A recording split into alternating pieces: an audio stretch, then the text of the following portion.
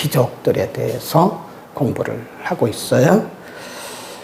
오늘 본문에는 두 가지 사건이 기록이 되어 있는데 1절부터 6절 그리고 7절부터 15절까지인데요.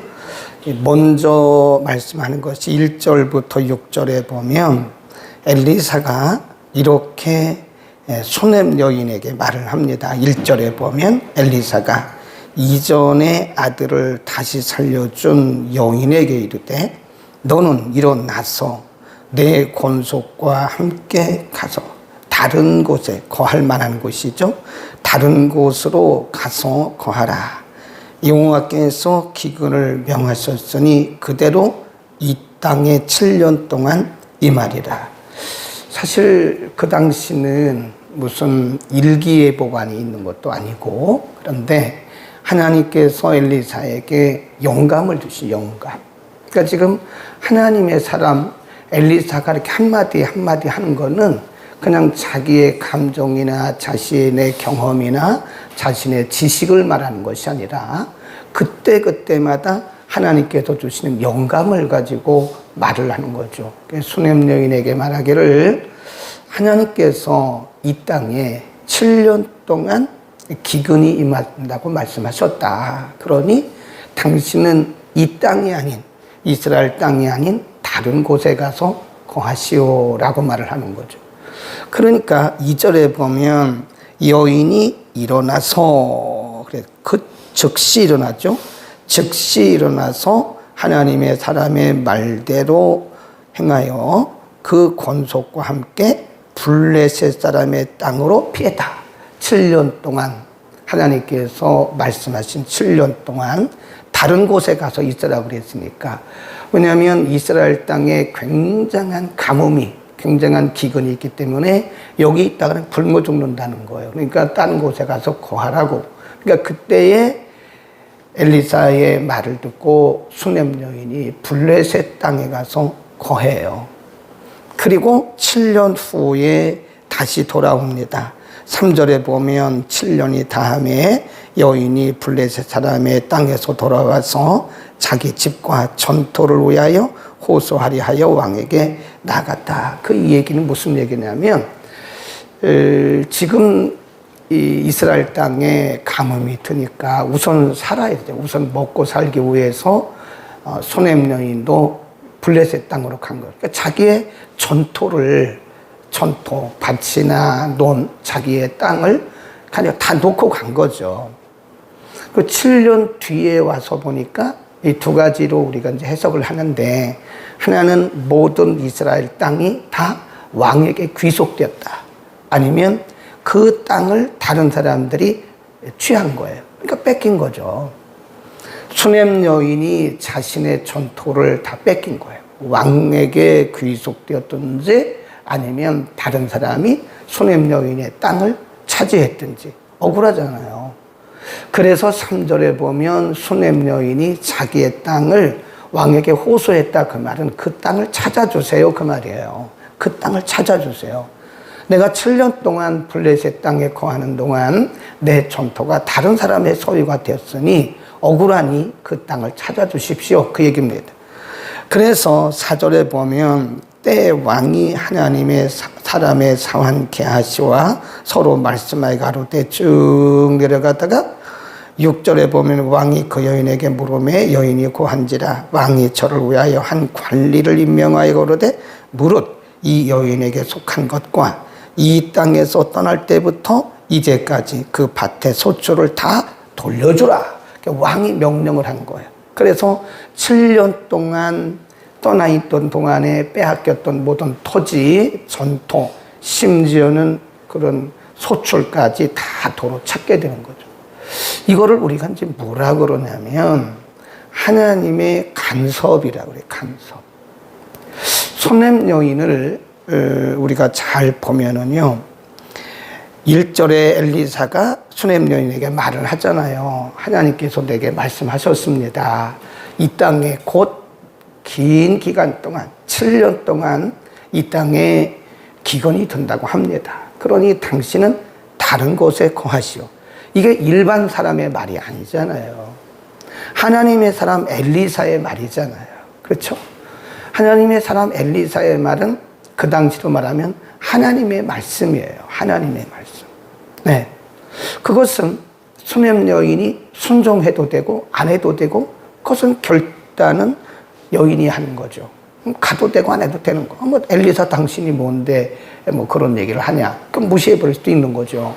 그런데 이 수냄 여인은 하나님의 사람 엘리사의 말을 그대로 들어요. 2절에 보면 여인이 일어나서 하나님의 사람의 말대로 행하여 그랬어요. 하나님의 사람의 말대로 행했단 말은 즉시 순종했다라고 하는 거죠. 그래서 이 수냄 여인을 통해서 우리에게 말씀해 주는 것은 순종하는 자에게 주시는 하나님의 복 이렇게 써놓으세요. 6절 맨 끝에다가 순종하는 자에게 주시는 하나님의 복 그렇습니다. 그것은 오늘도 마찬가지죠.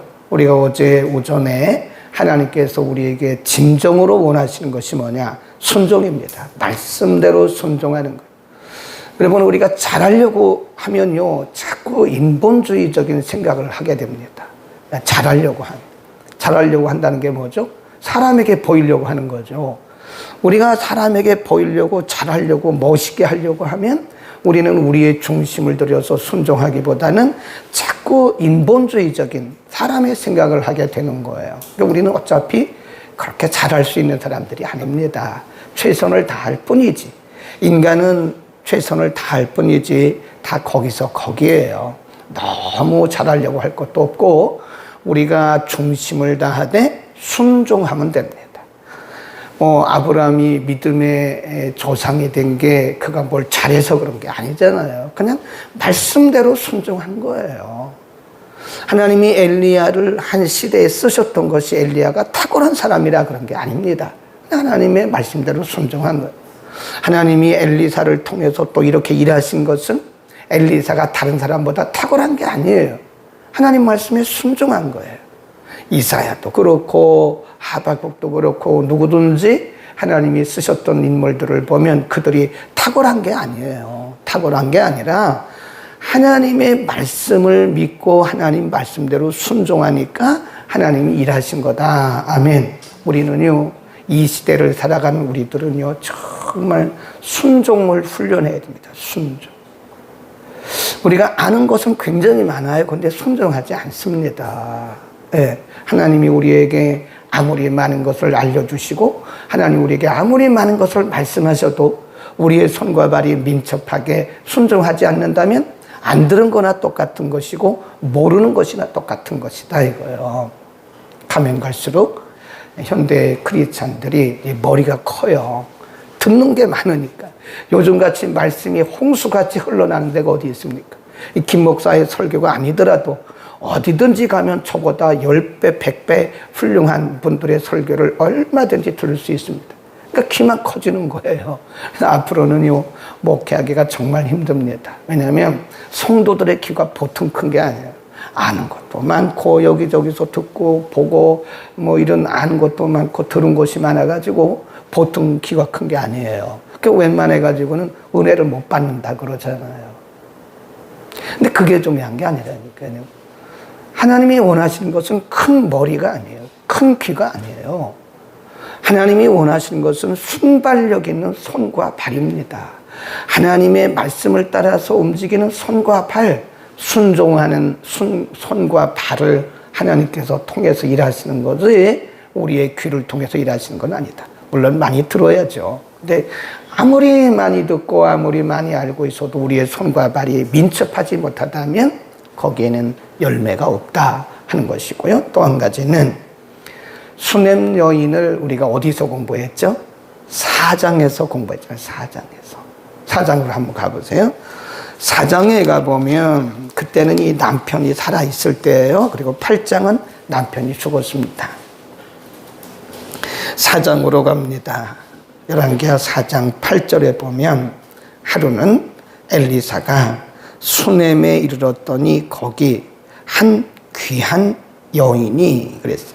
귀하다 그 말은 귀부인입니다. 귀부인. 굉장히 부잣집 부인이에요. 예. 하루는 엘리사가 수넴에 이르렀더니 거기 한 귀한 여인이 저를 강권하여 음식을 먹게 한 고로 엘리사가 그곳을 지날 때마다 음식을 먹으러 그리로 들어갔더라.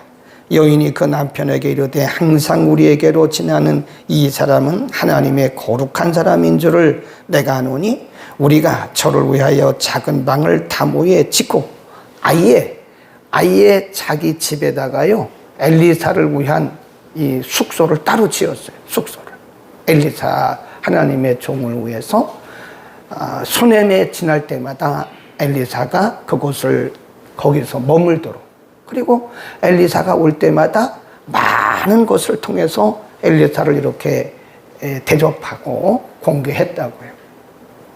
네, 그 안 해도 되는 거거든요, 사실은. 뭐 하나님의 종이면 하나님의 종이지, 하나님의 사람이면 하나님의 사람이지, 뭐 똑같은 사람인데 뭐 그럴 수가 있다는 거죠. 그런데 수넴 여인은 굉장히 귀부인이에요. 귀부인. 그 당시에 굉장히 귀부인, 사람들에게 인정받고 높임받는 그런 부인이었는데 굳이 그렇게 안 해도 되는데 엘리사가 지날 때마다 자기 집에 모셔서 아주 맛있는 음식도 대접하고 남편에게 특별히 남편에게 지청고 맞았는지도 몰라요. 남편이 그렇게 믿음 있는 사람은 아닐 테니까 남편에게 강권했단 말은 계속 설득했다는 거거든요. 남편을 설득해가지고 자기 집 안에 따로 엘리사를 위해서 방을 하나 지었어요. 그리고 거기다가 침대를 놓고 모든 것을 다 갖춰놓고 엘리사로 하여금 이곳을 지날 때마다 마음대로 여기서 쉬라고 그런 거죠. 그거를 우리가 뭐라 그러냐, 섬김이라고 해요. 섬김. 하나님의 종을 섬긴 거예요. 하나님의 종을 섬겼다고 하는 것은 개인을 섬긴 게 아니거든요. 하나님의 영광을 위해서, 하나님의 나라를 위해서 섬긴 거죠. 헌신한 거죠. 하나님이 그 수넴 여인의 섬김을 다 기억하신 거예요, 여러분. 우리가 하나님을 위해서 섬기는 것은요, 크든 작든 하나님이 다 기억하십니다. 다 기억하세요. 하나님의 영광을 위해서, 하나님 나라를 위해서 우리가 작은 자 하나라도, 냉수 한 그릇이라도 섬긴다면, 우리가 마태복음 10장에 보면 예수님께서 제자들을 파송하시면서 말씀하셨어요. 너희 중에 소자가 누구냐? 제자를 얘기하는 거예요. 제자. 너희 중에 제자 한 사람에게 냉수 한 그릇이라도 공개하는 자는 결단코 그 상을 잃지 않을 것이다 라고 말씀했어요. 하나님은 주의 종을 섬김에 대해서, 그 섬김에 대해서 아주 세밀하게 기억을 하고 있는 거예요. 그리고 지금 갚아주신 겁니다. 여러분, 우리가 주의 종뿐만 아니라 우리의 주의 자녀들을 섬길 수 있는 기회가 되었을 때 섬기십시오. 나중에 우리가 섬기고 싶어도 섬길 수 없을 때가 옵니다. 그러니까 우리가 보통 그러잖아요. 높은 자리 있을 때 잘 봐달라고. 근데 그게 웃자고 하는 얘기거든요. 근데 아니더라고요. 사실이더라고요. 사실. 우리도 이렇게 현직에 있을 때, 할 수 있을 때 해야지, 현직을 떠나고 나면요, 하고 싶어도 못해요. 여러분의 지금 상황이, 지금이 뭐 안 좋은 분들도 있지만 또 대부분은 우리가 할 수 있는 상황이거든요. 그럴 때 우리가 작은 자 하나에게라도, 우리 지체들 하나에게라도 주의 이름으로 공개를 하면 그것은 반드시 하나님께서 기억을 하신다는 거죠. 섬김은 하나님이 기억하시는 복이다 하는 것이죠. 그 다음에 다시 8장으로 갑니다.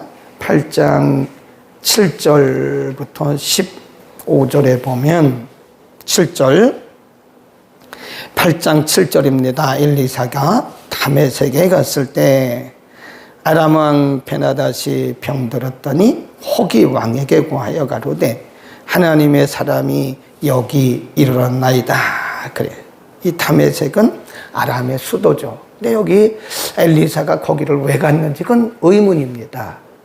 아람 군대가 계속해서 이스라엘 사마리아 성을 계속 공격하고 포위하고 도단성도 포위하고 괴롭히던 그런 나라인데 그런 나라에 엘리사가 왜 갔는지 그것도 아직도 이 주석가들이 해명을 못하죠. 그건 뭐 어떤 이유가 있겠죠. 우리가 모르지만 어쨌든 거기 갔는데 그때 아람 왕이 베나닷이었어요. 베나닷이 병들어 죽게 됐다고요. 그러니까 하나님의 사람 엘리사가 그곳에 왔다는 소식을 듣고 왕이 하사엘이라고 하는 신하를 보내서 물어봐요. 엘리사가 여기 왔다며. 그런 걸 보면 사실 엘리사가요 많이 알려졌던 것 같아요. 그 당시 엘리사가 이스라엘 땅뿐만 아니라 그 이방 지역인 아람 나라에도 많이 알려졌던 거예요. 그 말은 엘리사가 유명해졌다는 뜻이 아니고 하나님의 통치 영역이 넓어지고 있다는 거예요. 지금 하나님의 통치가 이스라엘을 떠나서 주변에 있는 이방 나라들까지도 점점 넓어지고 있다는 사실을 우리에게 알려주고 있는 거죠. 물어보는 거예요. 하사엘을 통해서 신하에게 여기 하나님의 사람이 왔다며. 내가 지금 병들었는데 이 내 병이 나을 수 있는지 안 나을 수 있는지 좀 물어봐라. 그런 걸 보면 이 아람 왕 베나닷도요 사실은 하나님의 종 엘리사의 영권을 인정한 거예요. 우리가 이렇게 보면 안 믿는 분들도요 사실은 하나님을 입으로는 막 이렇게 부인한다고 나는 하나님을 안 믿는다고 말하잖아요. 그런데 본인이 병들잖아요. 사람이 가장 약할 때가 병들 때입니다. 사람이 아프면요 돈도 의미가 없어요. 명예도 의미가 없습니다. 아무런 의미가 없어요. 사람이 건강해야 돼요. 그 사람이 병들면 할 수 있는 게 아무것도 없어요. 그러니까 사람이 약해져요. 그러니까 자기가 평소에는 하나님을 안 믿는다고 말했던 사람들이요 완전히 내려옵니다. 그래서 물어봐요. 나을 수 있는지 좀 물어봐달라. 그러니까 베나닷이 지금 완전히 나아진 거예요. 네. 그래 하사엘에게 물어보니까 하사엘이 엘리사에게 물어보고 엘리사가 하사엘에게 말합니다. 거기 보세요. 하사엘이 맞으러 가서 얘기를 하고 10절 엘리사가 가로되 너는 가서 저에게 고하기를 왕이 정령 나으리라 하라. 그러나 여호와께서 저가 정령 죽으리라고 내게 알게 하셨느니라. 하나님의 사람이 저가 부끄러워하기까지 쏘아보다가 하사엘에게 말하기를 가로되 하사엘이 가로되 내 주여 왜 그러십니까? 그러니까 그때 엘리사가 그에게 말하기를 이렇게 말해요. 내가 왕이 될 것이다. 그러니까 하사엘이 말하기를 죽은 개 같은 이 부족한 사람이 어떻게 아람 나라의 왕이 되겠습니까? 그래요. 근데 결국은 나중에 이 하사엘이라고 하는 신하가요 맨 끝에 가보면 15절 그 이튿날에 하사엘이 이불을 모래 적시어 왕의 얼굴에 덮음에 왕이 죽은지라 저가 대신하여 왕이 되. 이 사실을 예언한 거예요. 이제 베나닷이 죽고 내가 왕이 될 거다라는 말씀을 하나님의 영감을 통해서 말을 했어요. 그러니까 하사엘은 깜짝 놀란 거예요. 아니 나같이 천한 신하가 어떻게 이 나라의 왕이 되는 거냐. 근데 결국은 하사엘에게 그 왕을 죽이는 그런 악한 마음이 들고 결국은 신하 하사엘이 베나닷 왕을 죽여요. 이불에다가 물을 덮여가지고 숨 못 쉬게 해서 그를 죽입니다. 그리고 그가 왕이 되는 거죠. 근데 어쨌든 이 하나님의 사람 엘리사가 예언한 대로 그대로 된 거예요. 네. 하사엘이 왕이 됐어요. 이것은 우리에게 뭘 말씀하느냐. 성경이 이런 부분을 뭐로 기록하겠어요. 지금 이스라엘 땅에서 일어나고 있는 일들만 기록해도 부족하다고요. 근데 왜 성경이 아람 왕이 죽고 죽임을 당하고 하사엘이 왕이 되는 이런 왕이 바뀌는 이런 과정을 성경이 왜 기록을 했느냐. 이유가 있죠. 하나님은 만왕의 왕이시라는 거예요. 하나님은 모든 나라들을 다 통치하신다는 거예요.